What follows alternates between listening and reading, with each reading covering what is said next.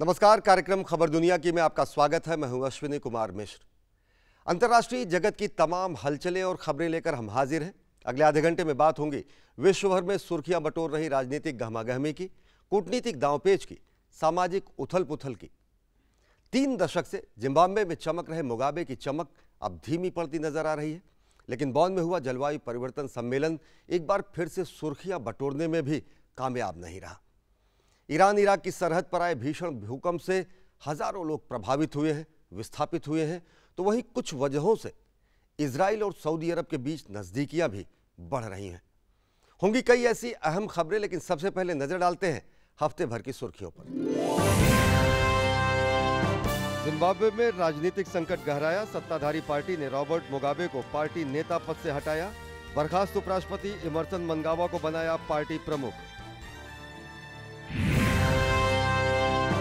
बॉन जलवायु सम्मेलन कई मुद्दों पर आम सहमति के साथ हुआ संपन्न। जलवायु परिवर्तन की मार झेल रहे देशों के लिए एडॉप्टेशन फंड बनाने पर रजामंदी। लेबनान को लेकर सऊदी अरब और ईरान आमने सामने। इजराइल ने ईरान के खिलाफ सऊदी अरब को खुफिया जानकारियां मुहैया कराने की पेशकश की। हरीरी सऊदी अरब छोड़कर पहुंचे फ्रांस। सीरिया में रासायनिक हमलों की जांच पर रूस ने 10वीं बार किया वीटो।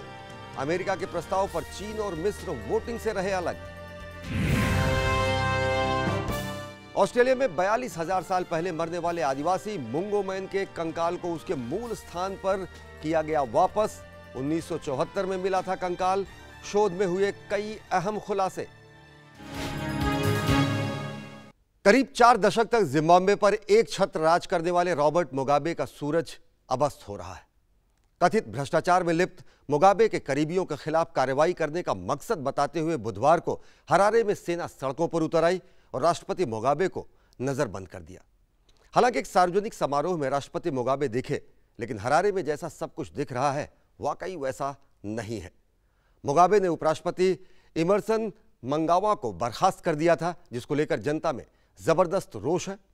जिम्बाब्वे में जल्दी ही राष्ट्रपति मुगाबे का उत्तराधिकारी घोषित किया जा सकता है।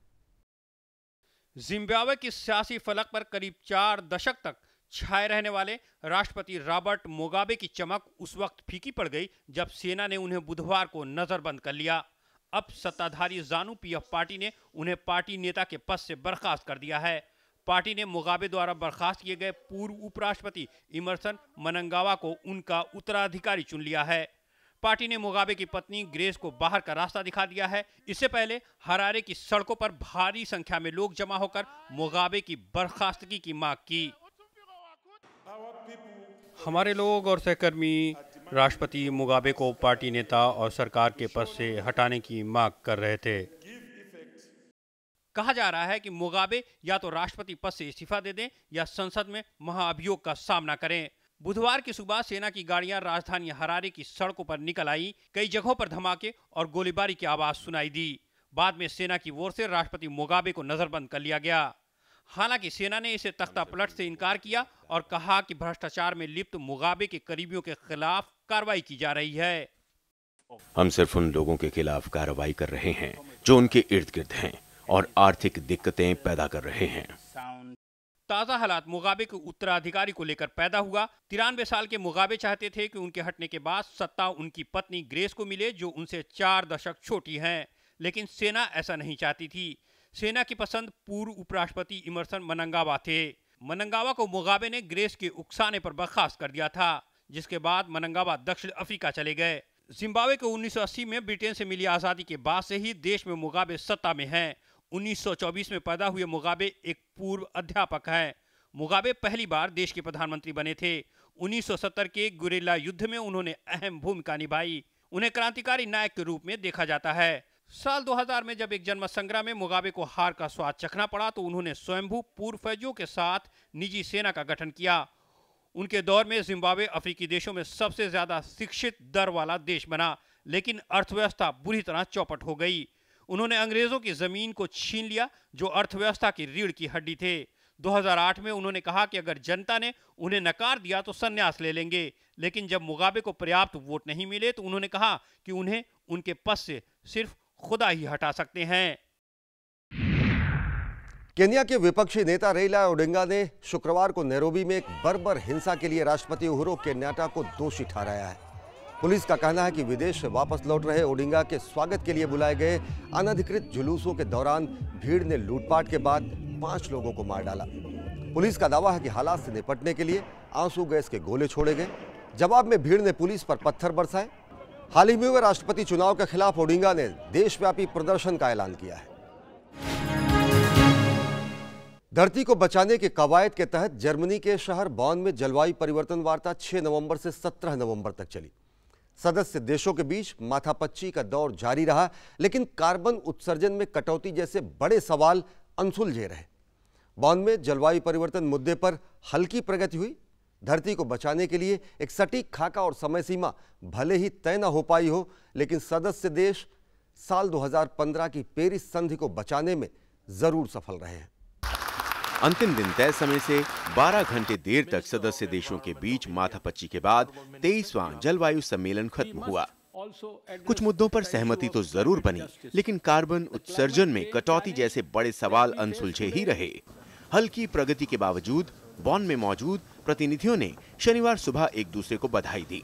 पृथ्वी को बचाने के लिए वो बहुत कुछ भले ही ना कर पाए हों, लेकिन 2015 में पेरिस संधि को बचाए रखने में सफल हुए। अडेप्टेशन फंड बनाने पर रजामंदी जताई। अडेप्टेशन फंड 2001 में हुए कियोटो प्रोटोकॉल का हिस्सा है। वार्ता की इस प्रक्रिया को तालानुआ डायलॉग का नाम दिया गया। फिजी भाषा में तालानुआ का मतलब अनुभवों का आदान प्रदान होता है। ये हमारे पेरिस समझौते की भावना और उसके दृष्टिकोण और उसकी गति की अहमियत को रेखांकित करता है।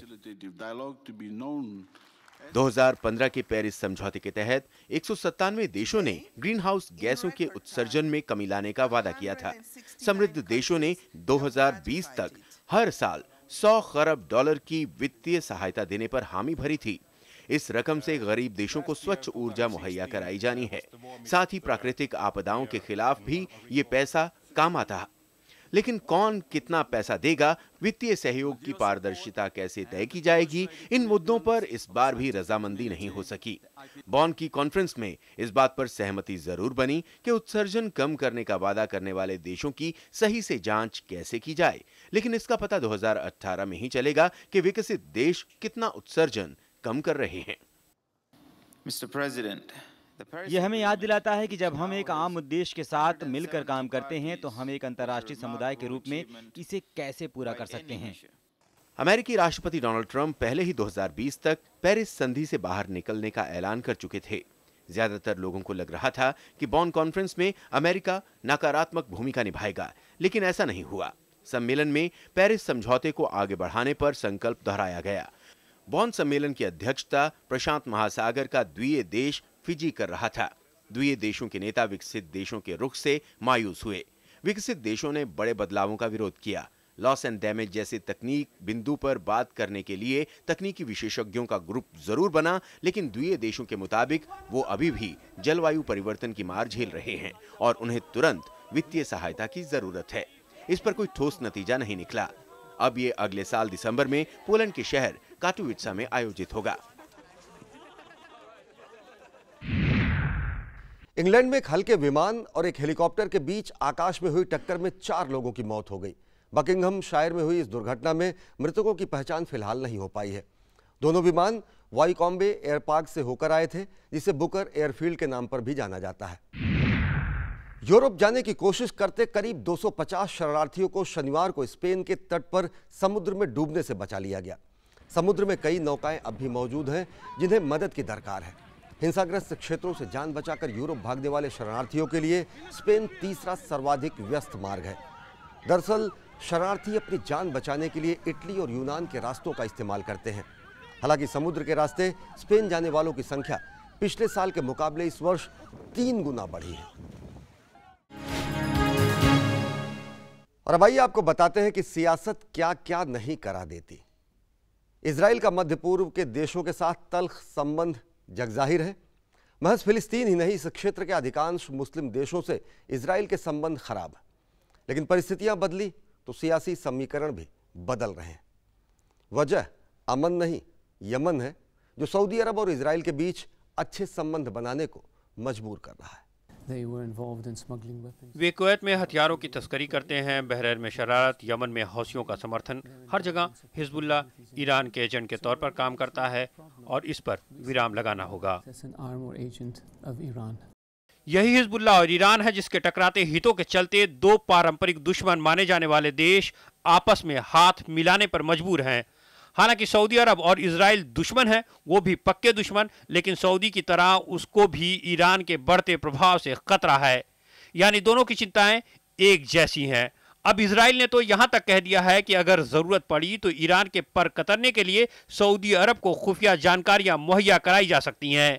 इजरायली सेना प्रमुख लेफ्टिनेंट जनरल गदी इसेनकोट ने अपने इंटरव्यू में कहा कि ईरान पर नकेल कसने के लिए वो सऊदी अरब के साथ अनुभवों के आदान प्रदान और खुफिया जानकारी की अदला बदली करने के लिए तैयार हैं। इस बीच सऊदी अरब ने कहा है कि उसका मध्य एशिया के किसी भी मामले में शामिल होना सिर्फ ईरानी आक्रामकता का जवाब है, जिसे अब और बर्दाश्त नहीं किया जा सकता है। हम ईरानी आक्रामकता का जवाब दे रहे हैं, ये बहुत हो चुका है, अब हम इसे आगे बर्दाश्त नहीं करेंगे। सऊदी और अब ईरान के बीच दुश्मनी काफी पुरानी है, लेकिन ताज़ा हालात 4 नवंबर को पैदा हुए जब यमन के हौसी विद्रोहियों ने मिसाइल से रियाद पर हमला कर दिया। मिसाइल पर ईरान का ठप्पा बताया गया। इस बीच लेबनान के प्रधानमंत्री साद हरीरी ने संदिग्ध परिस्थितियों में सऊदी अरब जाकर इस्तीफा दे दिया। जहां लेबनान और हिजबुल्लाह ने सऊदी अरब पर हरीरी को नजरबंद करने का आरोप लगाया, वहीं हिजबुल्लाह ने एक कदम आगे बढ़कर तो सऊदी पर युद्ध छेड़ने तक के आरोप लगा दिए। मैं संक्षिप्त में कहना चाहता हूं, सऊदी अरब और उसके अधिकारियों ने लेबनान में हिजबुल्लाह के खिलाफ जंग छेड़ा है, लेकिन मैं कह रहा हूं कि ये लेबनान के ऊपर जंग है। हिजबुल्लाह शियाओं का नुमाइंदा है। कहते हैं कि लेबनान की सेना से कहीं ज्यादा मजबूत है हिजबुल्लाह। जब लेबनान के कुछ हिस्सों पर इजराइल का कब्जा था, तभी ईरान के समर्थन से हिजबुल्लाह का उदय हुआ। 1985 में यह आधिकारिक तौर पर वजूद में आया। 17 साल लंबा गृह युद्ध चला। लड़ाई में शामिल तीनों ईसाई, सुन्नी और शिया समुदाय के बीच एक समझौता हुआ। करार के तहत राष्ट्रपति ईसाई, प्रधानमंत्री सुन्नी और संसद का अध्यक्ष शिया होना तय पाया। हिजबुल्लाह को कई पश्चिमी देश आतंकवादी संगठन मानते हैं, मगर शियाओं को उसमें अपना रक्षक नजर आता है। इजराइल और हिजबुल्लाह के बीच 2006 में भीषण जंग हो चुकी है। हिजबुल्लाह सीरिया में असद सरकार के पक्ष में भी लड़ चुका है। इजराइल और सऊदी अरब दोनों असद के खिलाफ थे। ईरान शिया धड़े वाला देश है, जबकि सऊदी अरब सुन्नी। दोनों क्षेत्र में अपने वर्चस्व को बनाए रखने के लिए कोई भी मौका हाथ से जाने नहीं देना चाहते हैं। जंग और सियासत में शायद सब जायज है, लिहाजा एक वक्त के जानी दुश्मन रहे, अब साझा दुश्मन के खिलाफ लामबंद हो रहे हैं। लेबनान द्वारा लापता बताए जा रहे प्रधानमंत्री साद अल हरीरी सऊदी अरब से शनिवार को फ्रांस पहुंच गए। दरअसल अपने जीवन को खतरा बताते हुए हरीरी सऊदी अरब पहुंचे थे और वहीं उन्होंने अपने पद से इस्तीफे की घोषणा भी कर दी थी। लेबनान के एक टीवी चैनल LBCI ने हरीरी और उनकी पत्नी को पेरिस में दिखाया है और दोनों ही पेरिस में पुख्ता सुरक्षा व्यवस्था के बीच हैं।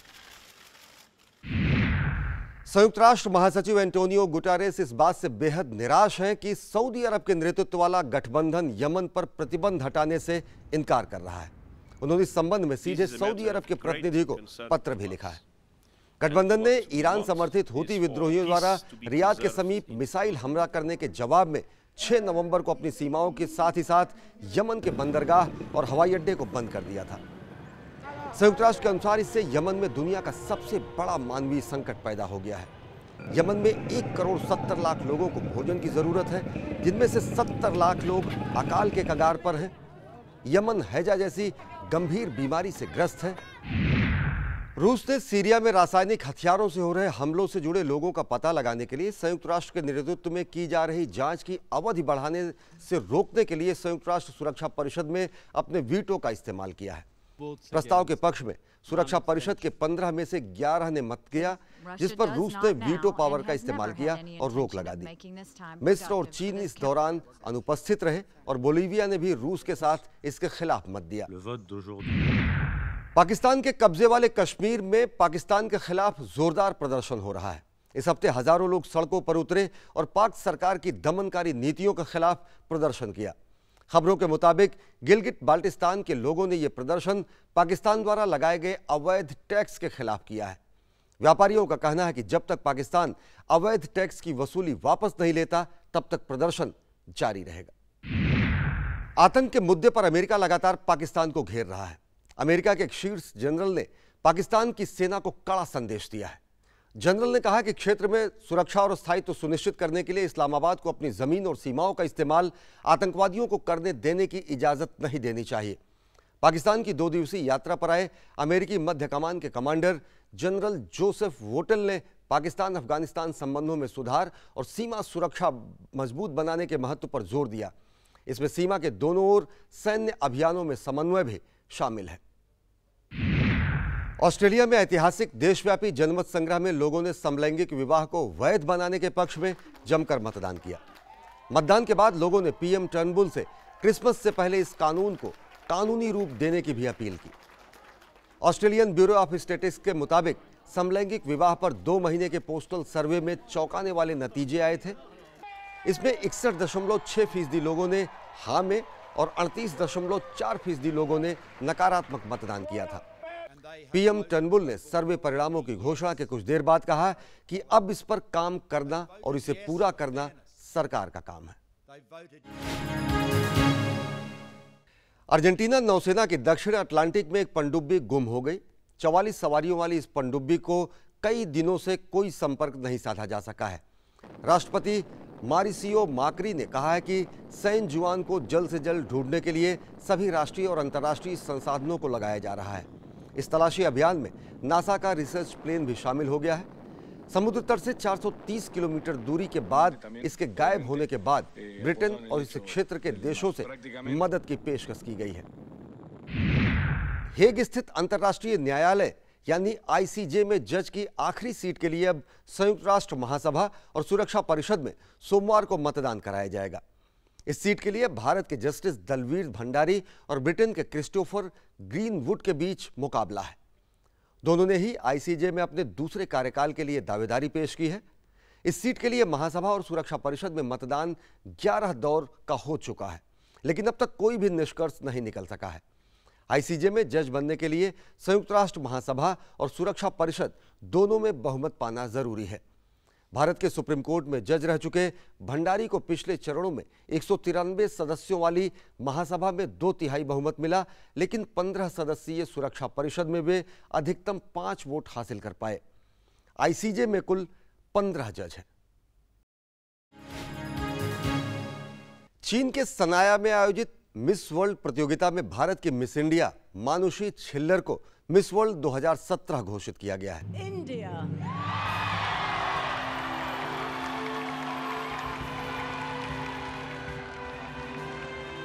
इस प्रतियोगिता में दुनिया भर की 118 सुंदरियों ने हिस्सा लिया था, जिसमें मानुषी ने सभी को पीछे छोड़ते हुए मिस वर्ल्ड का खिताब अपने नाम किया। मिस वर्ल्ड मानुषी हरियाणा के सोनीपत की रहने वाली है। मिस इंडिया मानुषी छिल्लर से फाइनल राउंड में जूरी ने सवाल पूछा कि किस पेशे में सबसे ज्यादा सैलरी मिलनी चाहिए और क्यों। इसके जवाब में मानुषी ने कहा कि मां को सबसे ज्यादा सम्मान मिलना चाहिए, लेकिन इसके लिए उन्हें कैश में सैलरी नहीं बल्कि सम्मान और प्यार चाहिए।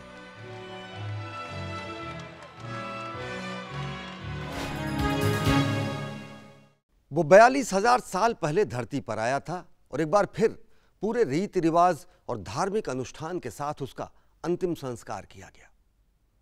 वो गठिया से पीड़ित था। महज 50 साल की उम्र में वो चल बसा था, लेकिन उसने अपने में हजारों साल का इतिहास समेटे रखा था। उसने मानव सभ्यता की कई कड़ियों को एक बार फिर से जोड़ा है। आइए आपको रूबरू कराते हैं मानव सभ्यता के एक पूर्वज से। श्रद्धा, सम्मान, भावना सब कुछ था जब ऑस्ट्रेलिया के सबसे पुराने मानव अवशेष को दोबारा दफनाने के लिए ले जाया जा रहा था। धार्मिक रीति रिवाज के साथ 42,000 साल पहले मरने वाले आदिवासी मुंगो मैन के नाम से जाने जाने वाले कंकाल को न्यू साउथ वेल्स के पारंपरिक घर को वापस भेज दिया गया। इसके साथ ऑस्ट्रेलिया के मूल निवासियों द्वारा मुंगो मैन को अपने मूल विश्राम स्थान पर वापस करने की मांग के लिए चलाए जा रहे एक लंबे अभियान का समापन हो गया। 1974 में कंकाल की खोज ने ऑस्ट्रेलिया के इतिहास को फिर से लिखने में मदद की। शोध से पता चला कि मुंगो मैन का एक जटिल प्रक्रिया के बाद अंतिम संस्कार किया गया था। सिडनी से लगभग 750 किलोमीटर पश्चिम की ओर मुंगो नेशनल पार्क में एक सूखी झील में वैज्ञानिक जिम बायलर ने कंकाल का पता लगाया था। बायलर इससे पहले 1967 में मुंगो लेडी नाम की महिला का पता लगा चुके थे। मुंगोमैन के अवशेष को अध्ययन के लिए कैनबरा में ऑस्ट्रेलियाई राष्ट्रीय विश्वविद्यालय ले जाया गया। कार्बन डेटिंग से पता चला कि वो लगभग 42,000 साल पुराना है। वैज्ञानिकों के मुताबिक मुंगो गठिया से पीड़ित एक शिकारी था जो 50 साल की उम्र के आसपास मर गया था। उसे पीठ की तरफ करके लिटाया गया था। शव को गेरुआ रंग के कपड़े से ढका गया था। ऑस्ट्रेलिया के मूल निवासी अवशेष को अपनी पुरानी जगह पर वापस ले जाने की मांग कर रहे थे। उनका मानना था कि अवशेष को अपने मूल स्थान से हटाने से तकलीफ हो रही है। Return of the 105, of course. हम सभी वर्षों से प्रतीक्षा कर रहे हैं। मुझे खुशी है कि वापस आ गया है। उसे अपने आराम स्थान पर रख दिया गया है। मुंगो लेडी को 1991 में अपनी पारंपरिक जगह वापस लौटा दिया गया था। ऑस्ट्रेलियाई राष्ट्रीय विश्वविद्यालय ने 2015 में अवशेष से किनारा कस लिया और मुंगोमैन को मूल जगह से हटाने पर पहुंचने वाली चोट के लिए माफी मांगी। मुंगोमैन से जुड़ी जानकारियों को सार्वजनिक किया गया तो मूल निवासियों ने इस पर गुस्सा प्रकट किया। उनका कहना था कि आदिवासियों की अनुमति के बिना इन चीजों को नहीं बताया जाना चाहिए। बहरहाल मान्यताओं के अनुसार मुंगो को अपने पारंपरिक स्थान पर ले जाने से उनकी पीड़ा जरूर कम हुई होगी।